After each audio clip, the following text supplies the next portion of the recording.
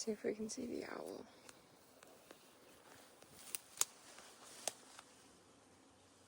Oh, he's up there. How special. I'm gonna come in now.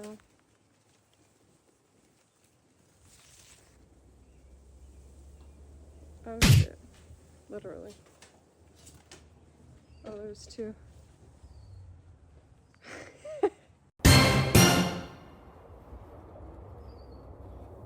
Calling myself out.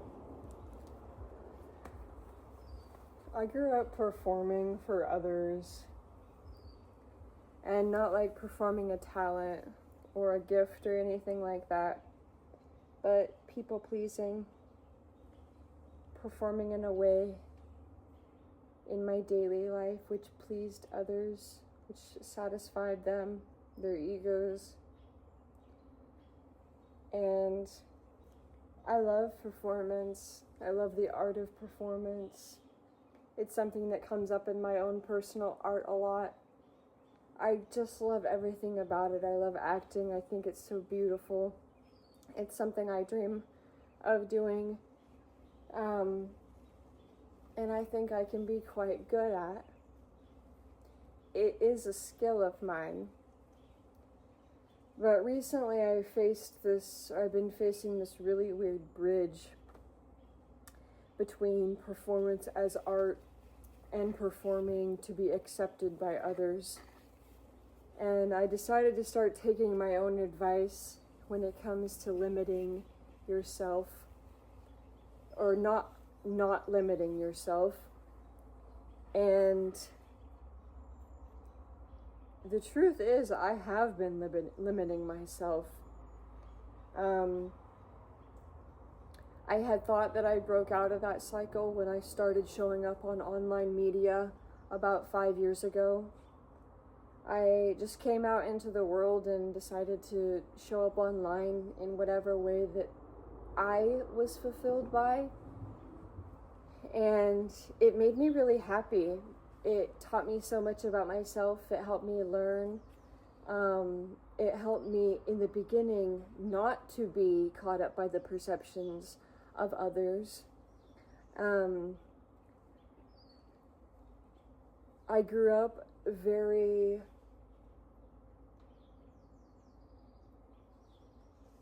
isolated and very sheltered, and was stuck in this cycle, this taught cycle of performance and then critique.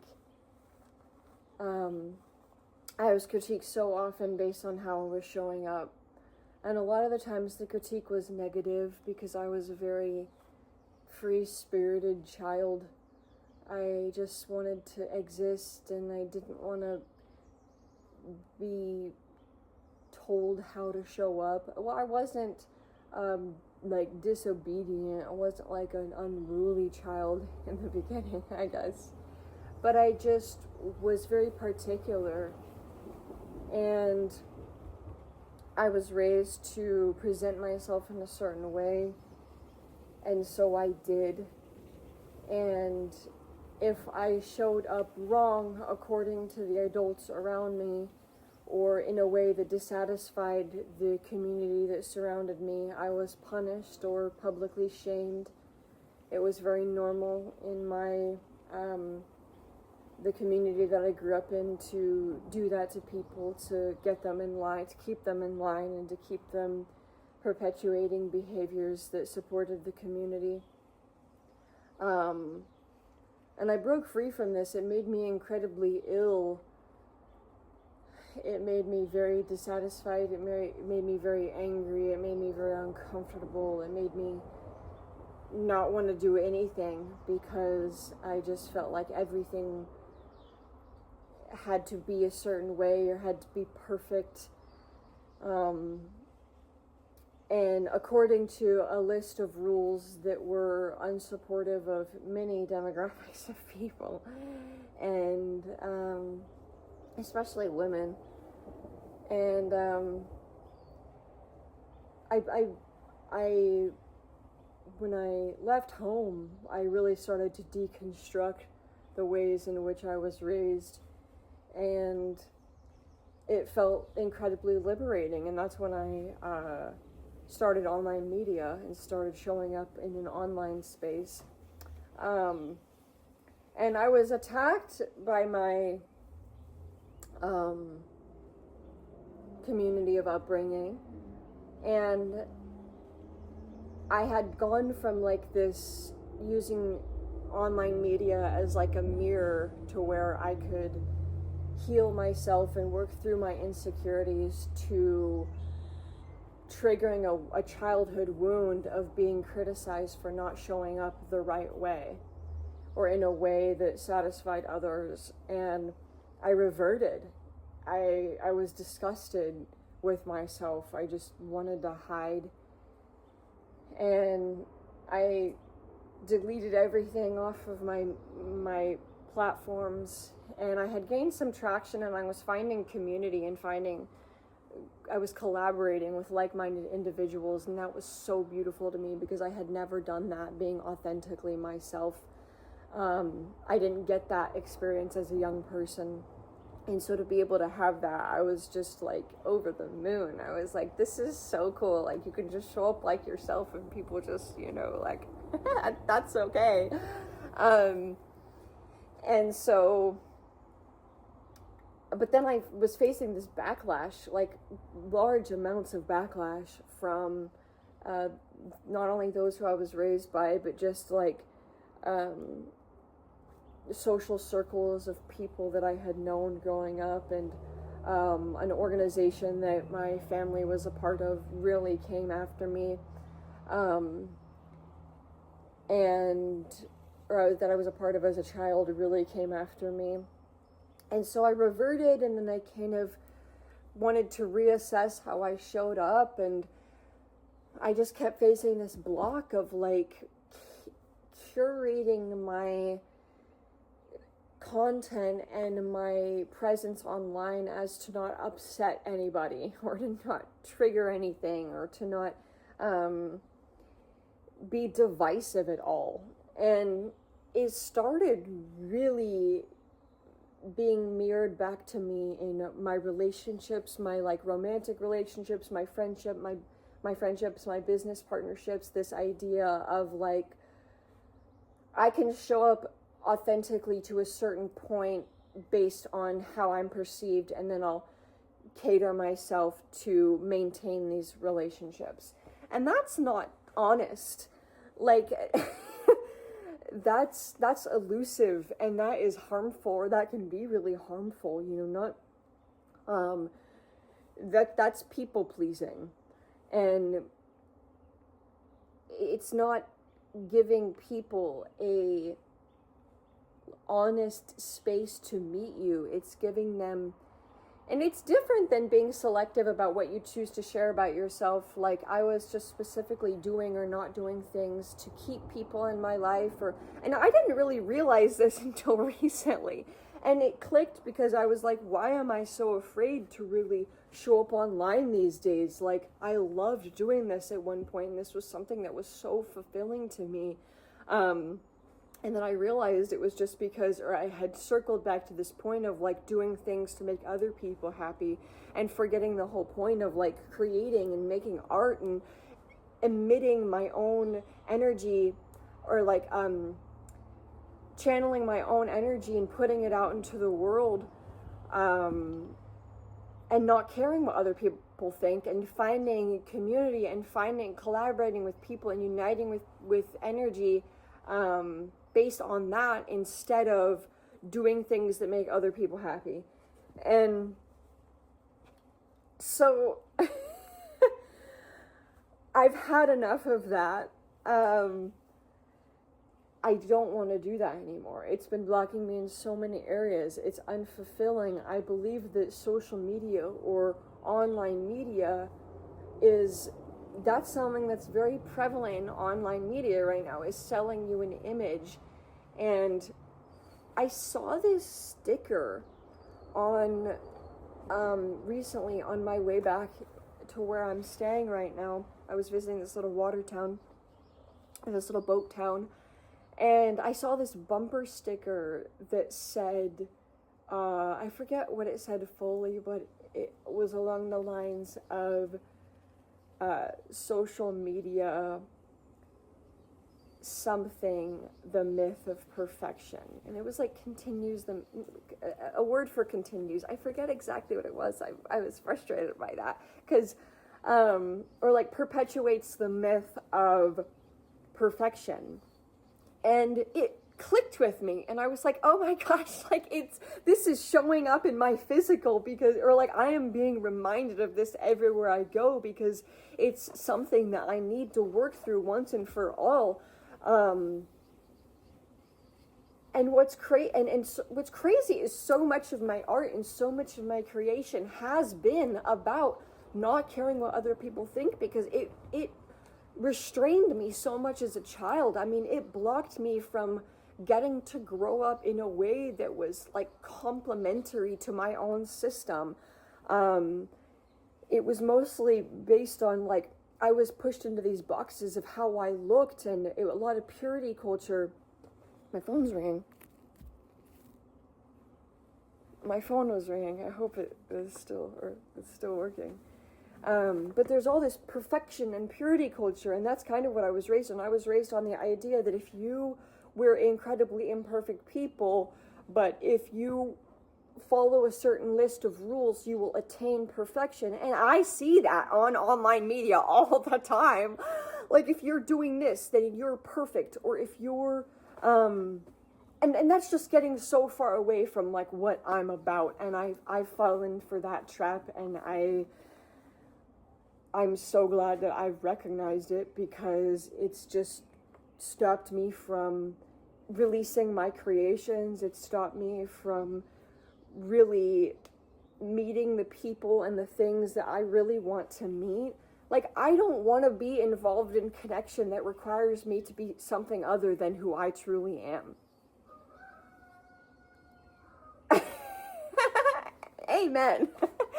Or that expects something out of me that I don't feel comfortable delivering, or that makes me feel, or that exhausts me in any way, or that makes me feel unworthy, or that doesn't feel resonant with who I am. And oh no, I hope that doesn't the rooster quiets down. But also, it's his time, man. It's the afternoon. He does what he wants. Like I want to be doing.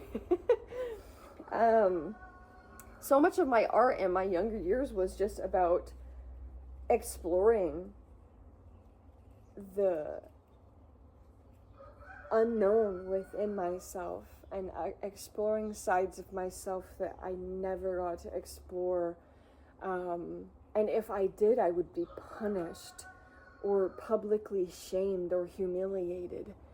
And so, and as like an adult in this life that I've created, and in the area that I live in, like I'm fortunate enough, and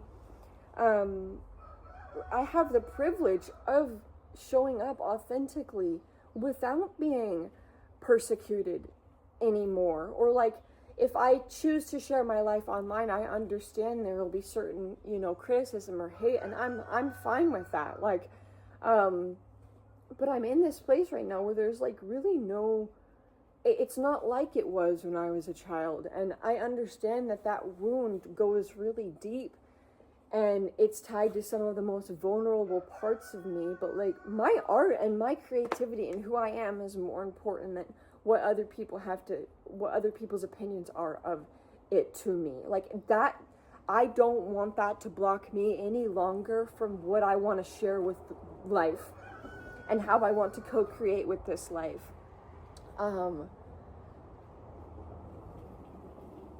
So much of my art has been about expression and uncovering the layers and trusting your process. And how do you even know what your process is if you're unwilling to look into it, because it's not perfectly curated, or it's not the ideal brand, or it's not it's not what you think that other people want to see. Like, that is just so sad to me. I'm done in that trap, and it's time to just rip off the Band-Aid fully once and for all and let my wounds breathe and get some air. And not be afraid to show up, imperfectly, or to show up in a way that I would like that could be disappointing to others. Because I don't want to be collaborating with the people that are disappointed by what I choose to share, because what I choose to share is important to me. And I know it's been important to others, and I know it can help others, or it can inspire others. When I first started online media, I had like a bio, and it was just very organic content, and I did divination practices, and I had this like magic that I was channeling, and it was my magic channel. And my intentions were to inspire, and I put that in my bio, and later on I realized, okay, well, inspire could mean many things, like I could be inspiring lots of things, but to inspire healing, and to inspire love and creativity and universal magic, and I've connected with some of the most beautiful people. Oh my gosh. And I don't want that to just stop because I'm afraid. I have always been a very brave girl. A very brave energy. And I've always wanted to fear less, and I've just gone for it. And lately I've been in this just loop of wanting to go for it and then not going for it because I've been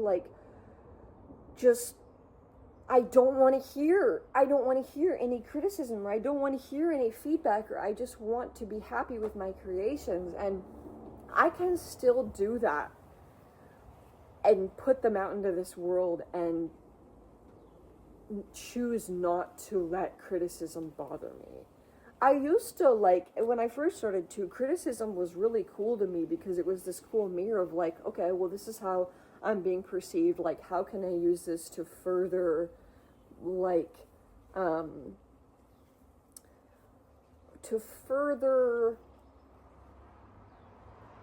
check myself and just make sure that I'm interested in what I'm sharing, and it's not because, or I used it as this kind of muscle strengthening exercise where I was okay, well, if I get a hate comment, that's none of my business. Number one.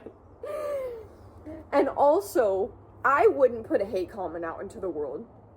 And also, let's use that as an opportunity to show myself love and kindness, and to show love and others kindness. I used to do this thing too, where every time I would get or bothered by a hate comment, I would send love out into the world, or I would post a loving, kind message, and that really helped me. That alchemized the negativity that had surrounded me or was trying to seep into my life, because I don't want to live a hateful life, and there's a lot of hate in this world, and there have been patterns of hate in this world, and I do not want to add to those. And I don't want to add to toxic positivity either, but I believe hatred can be alchemized, and I believe there's a root to it. And I don't believe it has to be sat in, or you don't have to fester in hatred. And I also think that if you are choosing to create online and show up in the world,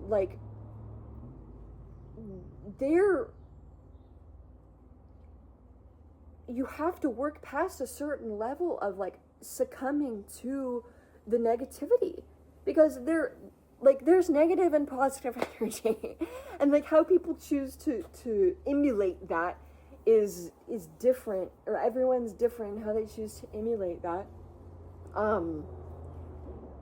But it is out there currently, and you are vulnerable to that when you show up on an online space, but you're vulnerable to that in the physical world as well. Online, it can just be exasperated, or it can just be amplified. But I'm ripping off the Band-Aid. If you're seeing this, you might be ripping off a Band-Aid too, but once and for all, like, I want to show up on here. I don't want to be, it's just me. And who knows what I'll be able to authentically collaborate with and connect with, and cheers to that.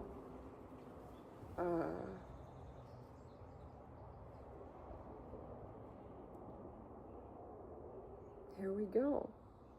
There's things I want to do. Back to acting. Like, acting is an art, and performance is an art, and I want to be performing because I want to, and because it fulfills me, and as an art instead of performing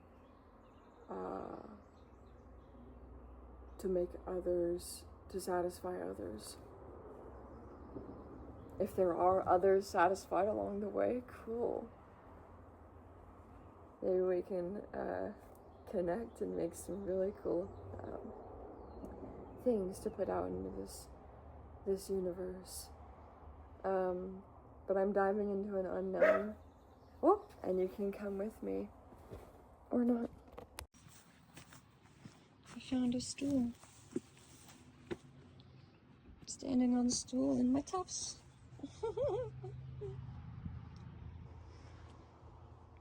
Maybe I can get a clip of me. There used to be a board there that I would sit on, but it has broken. Let's see if I can get a video of me sitting on the barn. Or in it, maybe. Maybe I'll video me trying to climb. There's a bunch of dead things. There's a bunch of scary stuff in here. Okay. I wonder if I can jump on like this. I wonder if I'm strong enough. Maybe not. Maybe I'll have to go the long way. Okay, there's a ladder right here. I'm gonna climb. Oh my gosh. Spiders and bird excrement. Another dead bird. Woo! Almost just fell through the floor. This is scary. Let's see if this bird's sturdy. Whew, I don't like those odds. Hope I didn't scare the owls away forever. This is their home. Thanks for letting me hang out in your house, owls. Okay, well, it was worth a shot. There's a broken down table down here. Should we go explore some more? There's the table. There's a barrel, too.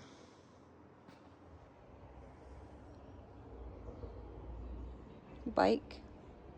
Table, barrel, bike. Dead things. Plants. Bottle. Another bottle. Another barrel.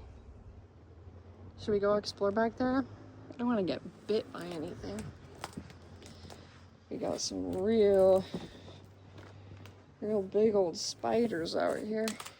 I wonder if there's any treasure under here. Look at this. Talk about treasure. I think I'm gonna go to the beach and try and find some treasure.